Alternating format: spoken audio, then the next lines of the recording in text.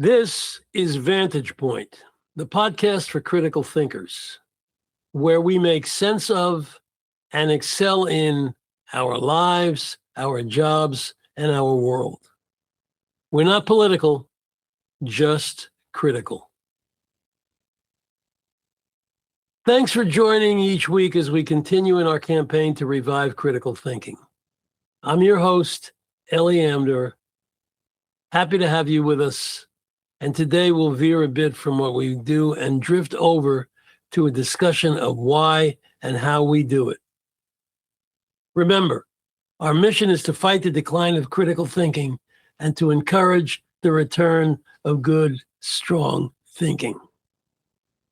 One of the things I've done is to rely on and look forward to critical feedback, which is just what we not only need, but we should want.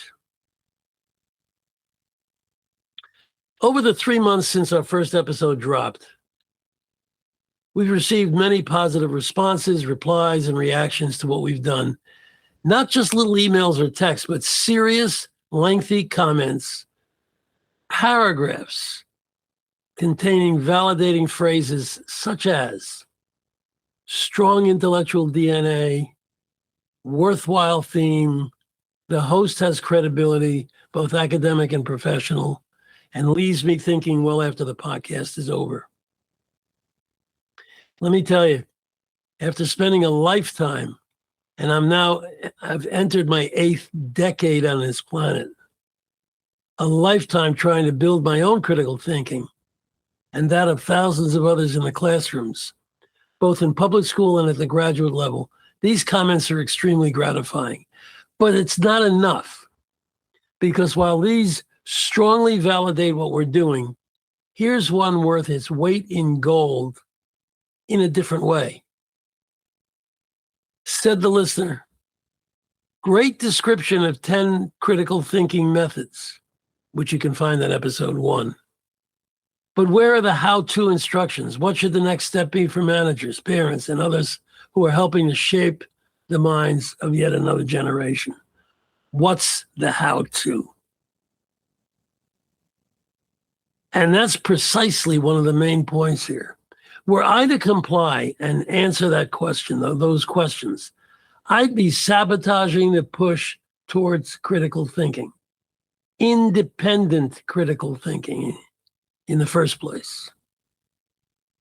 It's like the guy who says to his boss, "So you want some creative thinking around here? What are the guidelines?" Sorry. No. So don't expect to be spoon-fed, because then you wouldn't be thinking independently or constructively. I will, however, lean heavily on what we know as effective human learning mechanisms, and I will push to use the widest variety of them as possible. For instance, human beings learn through stories, and we're the only species that does. It's how we grew up. Mommy and daddy read us books. They sat us on their laps. They read us stories. And later, we did that by ourselves. In that light, I've already told a very poignant story about Nicholas Copernicus in episode 5, and another very good one about Sandy Koufax last week in episode 9. Yes, that's Sandy Koufax. Now then, I think I should share a few things that I've learned with you, and here's what I've learned so far by launching this podcast. 1, the world has no shortage of podcasts, and certainly doesn't need just another voice in an already crowded room. And that's just it. I wasn't trying to create just another podcast. Instead, I wanted to create a place where challenging, even difficult questions could be explored without ideological slogans, where curiosity mattered more than certainty, and where people left each episode thinking a little different than when they arrived. Listener response told us we did that and are doing that. 2, The valuable lessons we learn come in many different packages: stories, experiences, mistakes, independent thought, parallel thinking, puzzles, paradoxes. See Exits episode 6. And the ever critical what if question, and so on. That's why the episodes take so many different shapes. We just have to recognize them as such. 3, we've gotten some very encouraging data analytics telling us who and how many people are listening to our podcast. But the real measure of success is not in the data. It's in my inbox.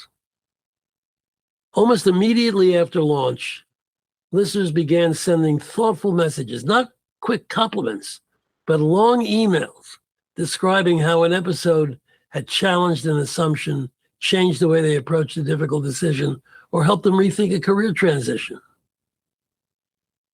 Some agreed with my conclusions. Others expanded on ideas that had only been briefly mentioned during the conversations. But nearly all of them had one thing in common. They had continued thinking long after the episode ended. And that was always the objective. Critical thinking is all about the future, but many of its lessons are found in the past. For instance, we easily yield to inertia, what we already know, better known as your comfort zone. Not one step of progress of humans on this planet has ever been made within anyone's comfort zone. As the old saying goes, behold the turtle who gets nowhere until it sticks its neck out.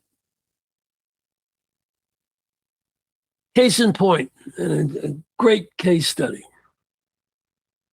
It took roughly 1,000 years to emerge from the Dark Ages into what we know as the Renaissance in the 15th century.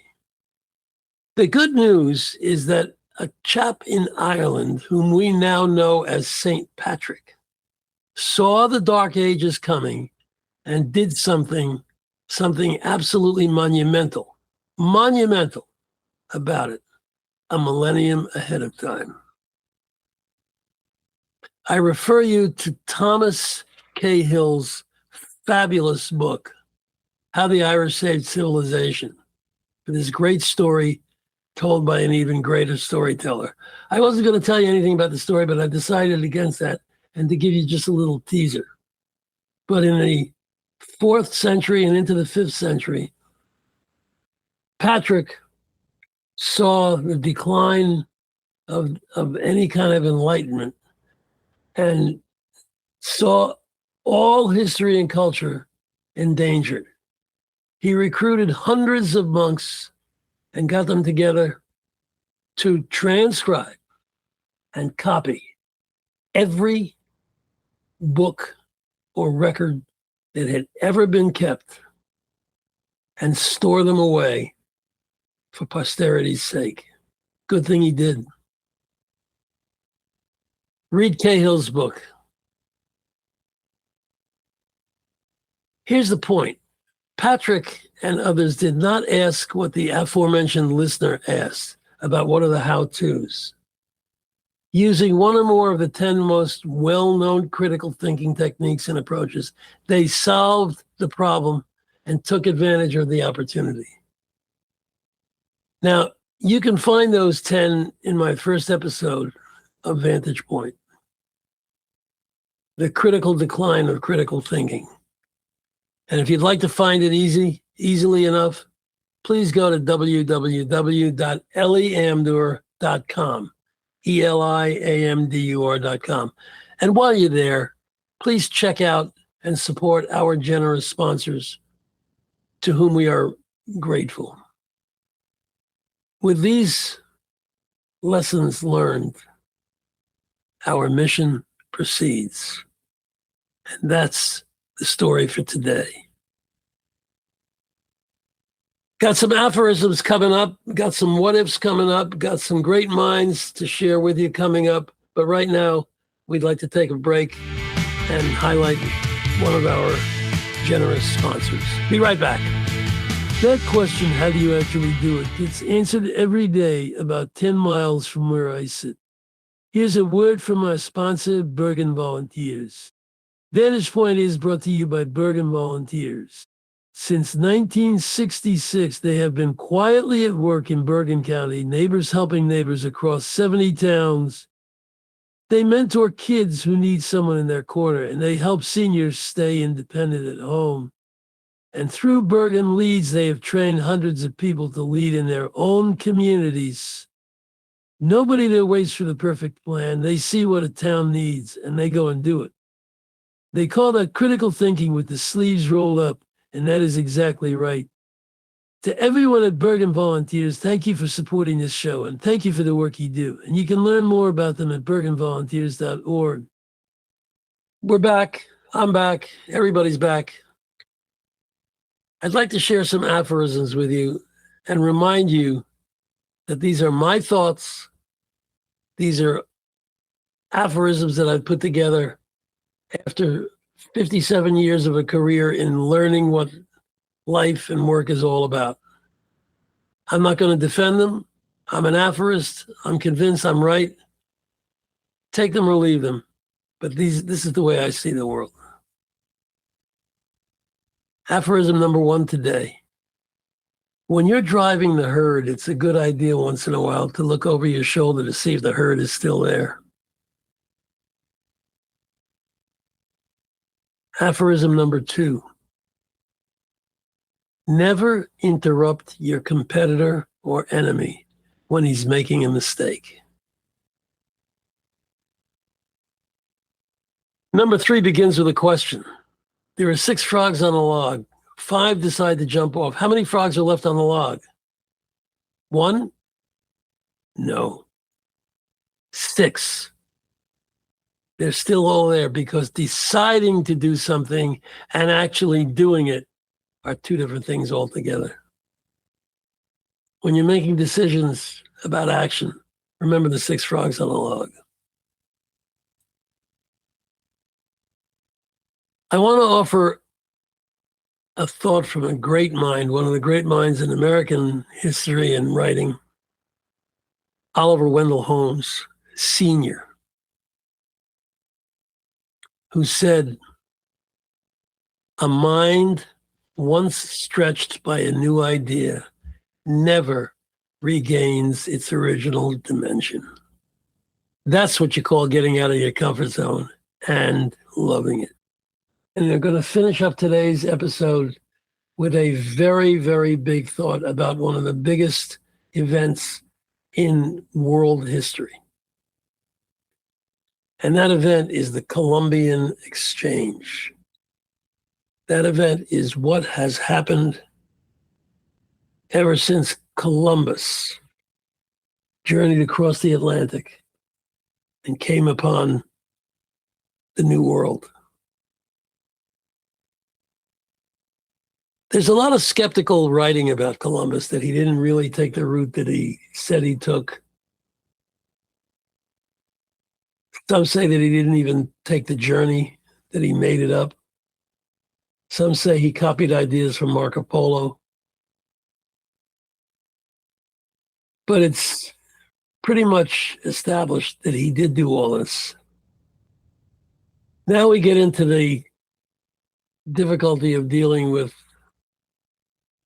colonialism. But under it all, the Columbian Exchange, those things that went back and forth because Columbus came here, cannot be denied or minimized. As a result of the Columbian Exchange, the potato, tobacco, and chocolate showed up in Europe, each with enormous value. 'Chocolate, for instance, was valued 1 million at a level greater than gold. Kings and queens hoarded it. Tobacco instantly addicted Europeans and changed lives. And the potato, one of the staples of the world, with 50 some odd varieties grown in Peru alone. The way we eat, the way we recreate, the way we garnish, all because of the Columbian Exchange. What came this way? What came from Europe? The horse, which gave tremendous edge in warfare. Steel, another advantage. Guns, complete superiority. And germs. It's pretty well documented that many people in South America and the islands in the Caribbean were first infected with the germs that the Europeans brought over. And when they were weakened, they were conquered by the Europeans, yielding their power through guns. And finally, and bigger than all, what the Europeans brought here was Christianity. Do a little research on your own and look at the art of South America and Mexico in the 1600s, the 1700s, the 1800s, and forward. And the dramatic transition that took place once Christianity took hold of the dominance of these countries of two continents. What if Columbus didn't facilitate these exchanges? What if he came here, showed up, conquered a few indigenous people, and then went home and retired? Columbus is not just important because he, quote unquote, discovered America. He did not discover it. The indigenous people were living here for thousands of years. He's important because he facilitated, and those who followed him facilitated, the exchange of things not only that influence lifestyle, like tobacco and chocolate. He changed economies. He changed life. So the what is very simple. What if he didn't do it? What if he actually veered on his three trips, looking for India, which is what he thought he found, and never showed up here on this continent to begin with? Not going to answer those. Think about it. And while you're doing that, please accept my thanks for being with us again. Enjoyed talking to you. Coming up in the next couple of weeks, I'm going to talk to you about two of the most important people of the entire 20th century, both in the field of medical science. I'm going to tell you a story that I've told many times called Ascending Everest, the story of conquering Mount Everest. And next week, I'm going to tell you a great story that didn't occur in Everest, but occurred right here in New Jersey. It's called The Power of the Positive Word. So a lot of good stuff coming up. Thanks again for being with us. I'm Eli Amdur. Talk to you next time. Until then, keep questioning, keep learning, and keep thinking critically.